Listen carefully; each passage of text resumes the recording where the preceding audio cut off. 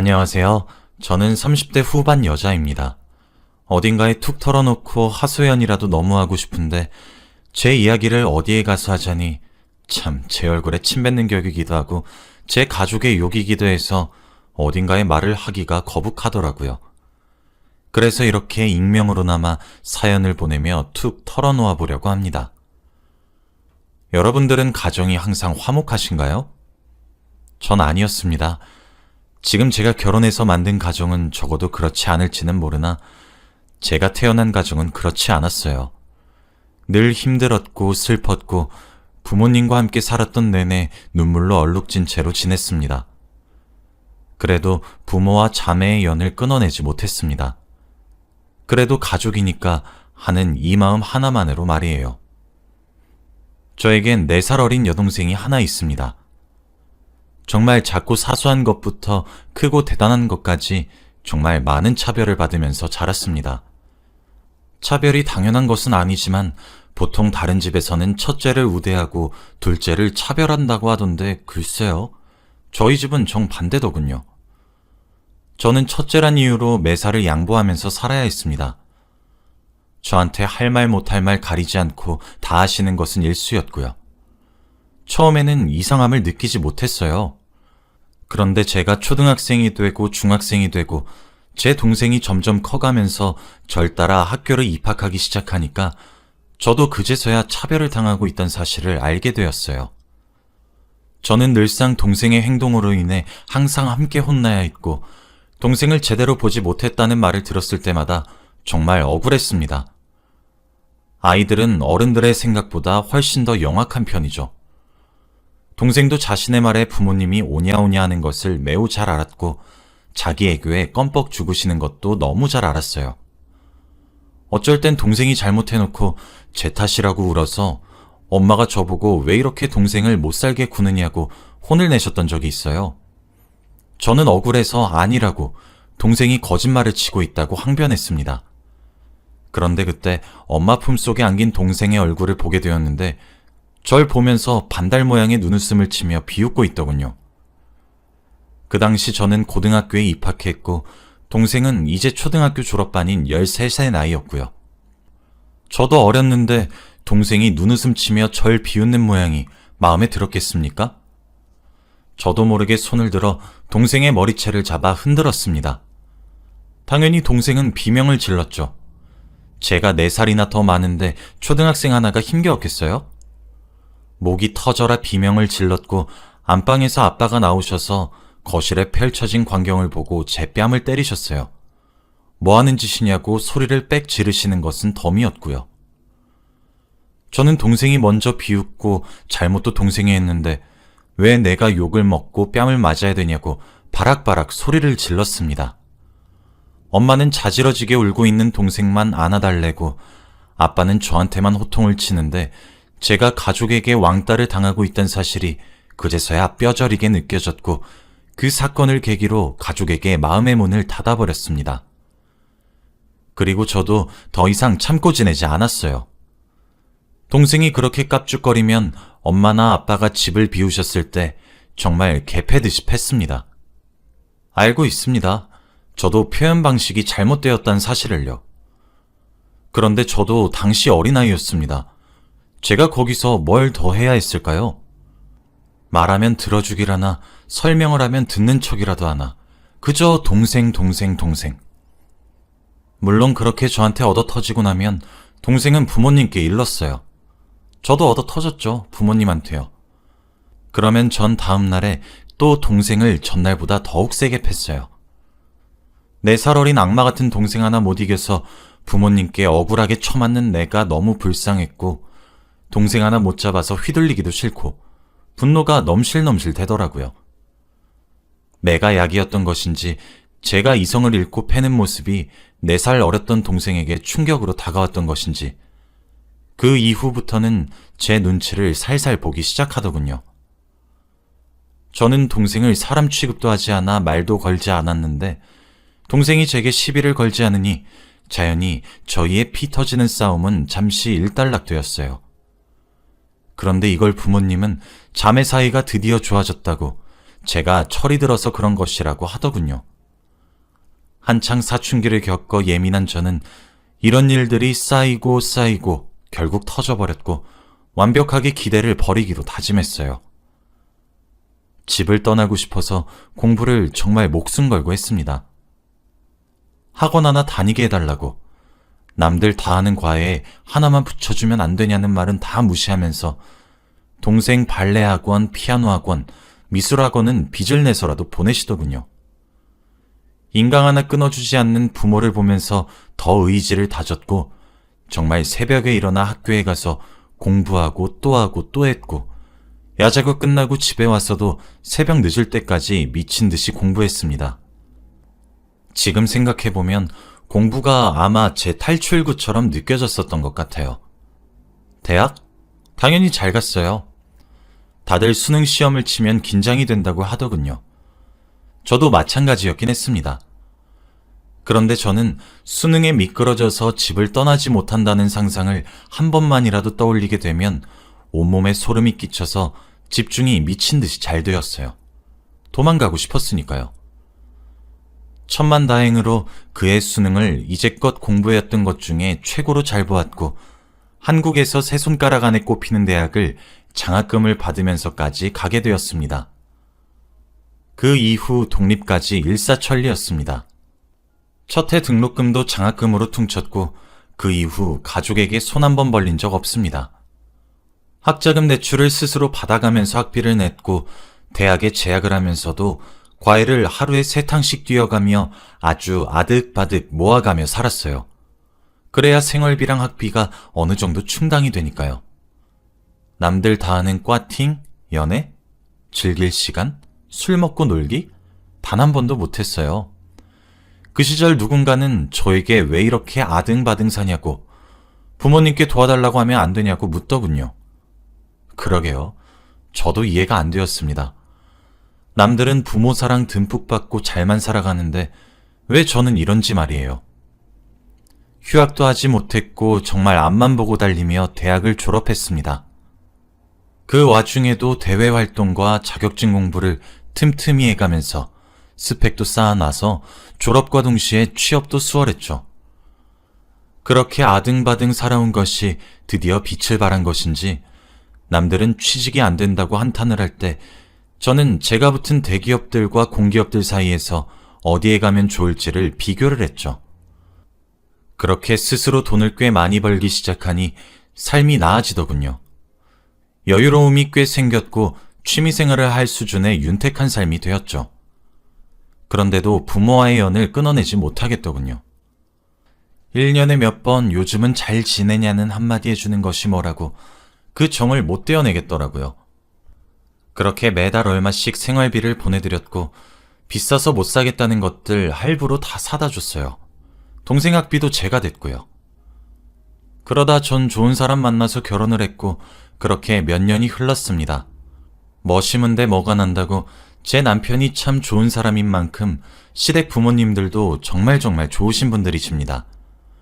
제게 항상 의견을 물어보시고 늘 사랑으로 보듬어 주세요. 아버님도 제게 종종 꽃을 한 송이씩 사다 주기도 하고 어머님은 제가 남편과 시댁에 가면 제가 좋아하는 걸로만 상을 차려주시는 거예요. 저희 엄마는 제가 뭘 좋아하는지도 모를 텐데 말이죠. 그래서 제가 친정보다 시댁에 정이 더 많이 가는 것도 어찌 보면 자연스러운 것이겠죠. 그러던 사이 동생도 결혼을 했어요. 그리고 아이를 낳았죠.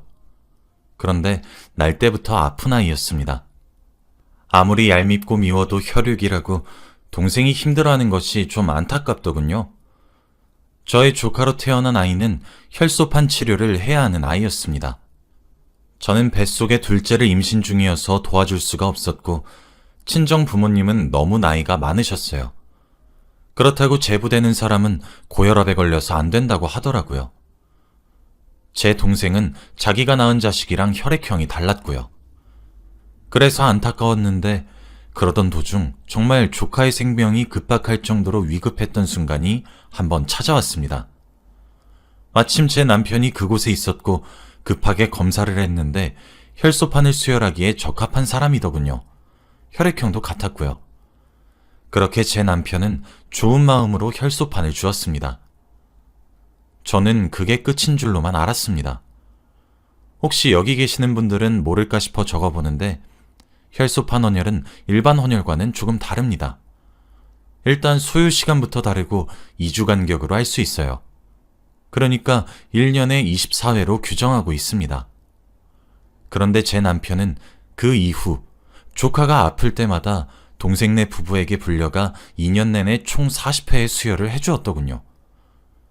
이것도 아주 우연한 기회에 동생이 제 남편에게 연락한 것을 보게 되어 남편을 추궁하여 알게 된 사실입니다. 제가 본 연락도 지금 당장 병원으로 와달라는 연락이더라고요. 저는 그걸 보고 눈이 돌았고 안 보냈습니다. 이게 미쳤나 싶더라고요. 전화가 불티나게 오는 거 제가 다 받아서 네 알아서 해결하라고, 왜 엄한 사람 잡냐고 소리란 소리를 고래고래 지르고 안 보냈습니다. 너무하다 생각할 수 있는데 내가 왜 보내야 하는 건지 이해가 안 되더라고요. 뻔히 2년이란 기간 동안 속인 남편도 미웠어요. 저는 어떻게 이런 문제를 속일 수 있는 거냐고 울면서 이야기를 하니 남편이 그제서야 설명을 하더군요.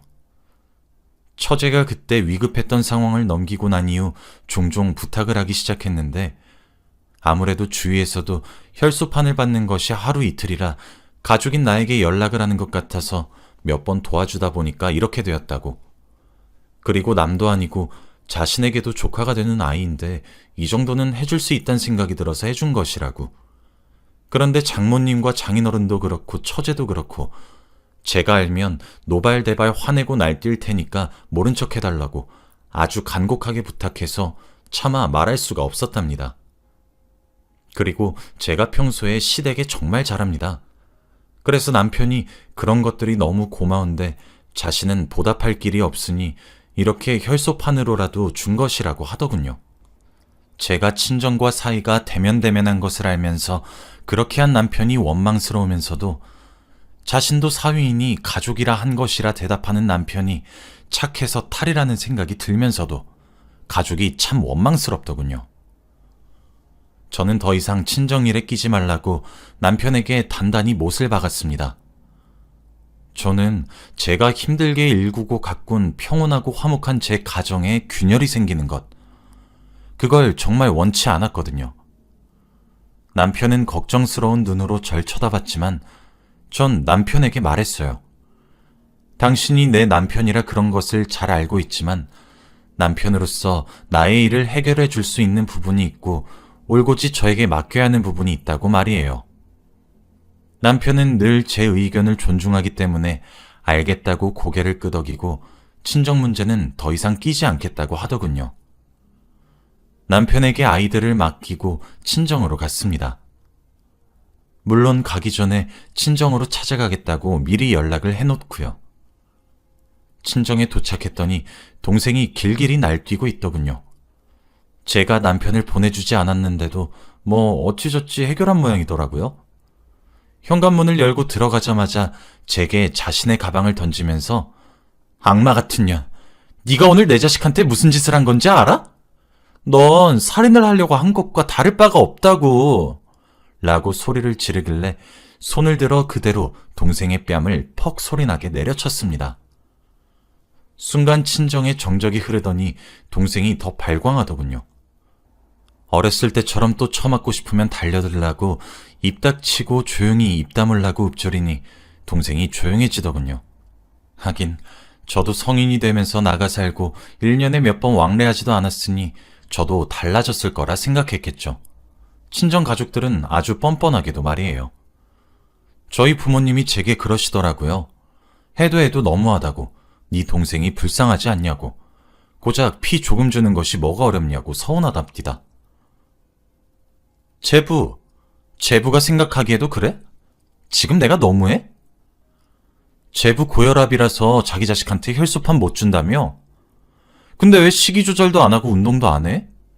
술은 여전히 꽐라가 될 때까지 마시고 왜 내가 오자마자 제부 몸에서 나는 담배 냄새를 맡아야 되는 거야? 어? 그래, 막말로 내 자식이냐? 니들이 싸질러 나간 자식인데 왜 우리 가족한테 부양을 강요해? 양심이 적당히 있어야 되는 거 아니야? 대체 무슨 권리로 나한테 그래? 제부, 왜 대답이 없어? 그렇지 않나요? 자기 자식이 아파서 피가 필요한데 아이의 아버지가 고혈압이라서 안 된다면 피가 나는 노력으로 철저한 식단 관리와 운동으로 바꿔야죠. 그렇지 않으면 아이의 생명이 위험하다고 하는데 왜 그걸 남한테 요구해요? 그리고 엄마 아빠. 뭐? 서운해? 나도 서운해. 나도 그래서 이제 친정이랑 왕래 끊겠다고 말하려고 온 거야. 제 말에 아버지가 아니 지금 너 버릇없이 무슨 말이니? 라고 하셨습니다. 나도 이제 지쳐. 엄마랑 아빠는 내 대학교 등록금 한 번이라도 내준 적 있어? 용돈이라도 준 적 있냐고. 남들 학원이니 과외니 할 때 하나만 시켜달라고 할 때 어떻게 했어? 동생 발레 보내 해서 돈 없다며. 나도 내가 엄마랑 아빠가 계획하지 않고 태어난 아이라서 미워했던 거 이해하는데 내가 태어나고 싶어서 태어났어? 엄마는 기억 안 날지도 모르는데 나 혼낼 때 엄마 뭐라고 했는지 알아? 아무리 배 아파서 낳은 자식이어도 애정이 남다르다고. 나한테 대체 동생을 왜 그렇게 못 살게 구냐 그랬어. 그제서야 집을 둘러보니까 내 편이 없더라. 엄마랑 아빠는 뭐 날 엄청난 사랑으로 돌봤는지 알아? 성인 될 때까지 받은 지원, 나 회사 다니고 지금까지 쥐어들인 돈이랑 물품들로 충분히 갚은 것 같으니까 이제 그만두겠다는 거야. 대체 엄마랑 아빠가 해준 게 뭔데 나한테 요구해? 집을 둘러봐. 날 차별하지 않았다고? 그런데 왜 난 육아앨범도 없는 건데? 돌잔치 사진도 없는 이유는 뭔데? 그리고 왜 동생은 50일도 100일도 첫돌까지 친인척 불러서 돌잔치하고 앨범도 몇 개씩이나 있는 건 뭔데? 내가 지금 무슨 음식을 좋아했는지는 알고는 있어? 나도 엄마한테 산후조리 해달라고 하니까 엄마가 해줬냐고. 엄마가 늙어서 못할 것 같다고 거절했잖아. 그래, 그건 다 이해했어. 근데 왜 그 다음에 동생은 산후조리를 해줘? 대체 내가 뭘 그렇게 엄마랑 아빠한테 못했는데. 돈 모자라단 연락 오면 입 다물고 보냈고 지금까지 보내준 돈만 해도 1억이 넘어. 내가 호구로 보였던 것밖에 더 돼? 내가 만만하냐고. 내가 조금만 따뜻한 말 한마디 해주면 해실거리면서 또 해달라는 건 다 해주니까 만만했어? 그래서 내 남편도 호구 취급해? 그리고 너도 인생 그렇게 살지마 미친년아. 내가 2년 동안 까맣게 모르고 남편이 40차례나 혈소판 제공한 것만 생각하면 화가 나다 못해 피가 거꾸로 쑤사서 너 지금 어디 처 매달아 놓고 반 죽이고 싶은 거 겨우 참고 있으니까. 몸 사리고 입 잘 놀리면서 살아. 한 번만 더 바르작거렸다간 너 죽고 나 사는 수가 있으니까. 알겠니? 한 번만 더 내가 이룬 가정에 분탕질 하려는 기미 한번 보여봐. 어떻게 되나 궁금하면 어디 한번 해봐. 아버지의 노성에 저도 그간 쌓아놨던 말을 다다다 했습니다. 사실 제가 느껴왔던 불합리함의 10분의 1도 채 다 말하지 못했어요. 그런데 제 말에 다들 놀란 듯 하더라고요. 이제 나한테 돈 달라고도 하지 마. 번호도 바꿀 거고 이사도 갈 거야. 나도 이제 부모 없는 듯이 살 거야. 엄마랑 아빠는 뭐 늘상 그랬듯이 동생만 생각하면서 살아. 언제 한번 첫째 딸 생각해왔던 것처럼 가증스럽게 굴지 말고. 그리고 너도 제발 두 팔 두 다리 멀쩡하면 네 인생 네가 구제해. 사람 짜증나게 하지 말고. 나는 너 엄마 아빠 돌아가실 때나 볼 거니까 제발 연락 좀 하지 말고 찾지 좀 마. 엄마랑 아빠도 제발 이제 좀 사랑받고 안정적으로 살고 있는 나 좀 내버려 두라고. 나한테 미안하고 죄스러운 마음이 조금이라도 있으면 좀 냅두라고.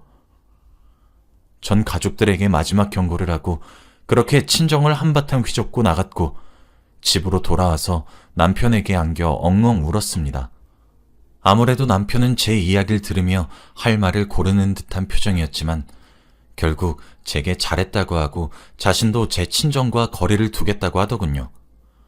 그렇게 친정과 연을 끊고 황급히 이사를 갔어요. 번호도 바꿨고 잘 지내고 있었습니다. 그런데 며칠 전에 엄마가 제 회사에 찾아오셨더라고요. 반찬들을 바리바리 싸서 말이에요. 참 기가 차죠? 회사까지 찾아온 것은 주위 사람들 눈치도 보여서 결국 엄마를 데리고 커피숍에 데려갔더니 엄마가 그제서야 제게 사과를 건네시며 눈물을 흘리시더라고요. 제 나이 30을 훌쩍 넘어 이제 40을 바라보고 있는데 말이에요. 정말 하나도 안 슬펐고 어이가 없었습니다. 돈 필요해서 이러냐는 제 질문에 아니라고, 정말 미안하다고.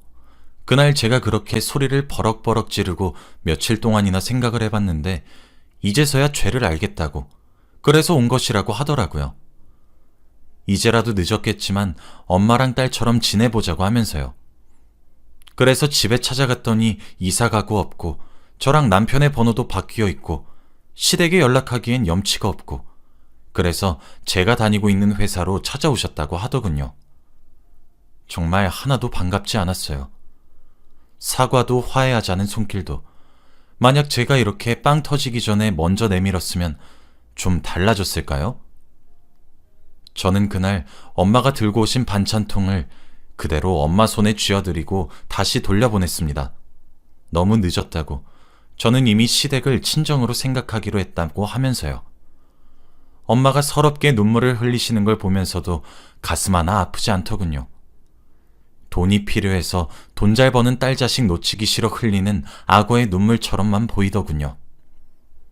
제 등골을 빼먹던 친정이 사라지니 삶이 더욱 윤택해지고 제 아이들과 남편, 그리고 시댁에 쏟아부을 수 있는 금전적 여유도 생겨서 저는 좋습니다. 그런데 문득 제가 이렇게까지 부모를 부정하는 저 스스로를 볼 때면 이런 생각을 하는 것이 정상인가 싶어서 이렇게 익명으로 여러분들에게 여쭤봅니다. 여러분들이 보기에도 제가 너무 과한 처사인가요? 아니면 이해가 되시나요? 어떤 말이든 겸허히 받아들일 겁니다. 여기까지가 제 이야기였고 끝까지 들어주셔서 감사합니다.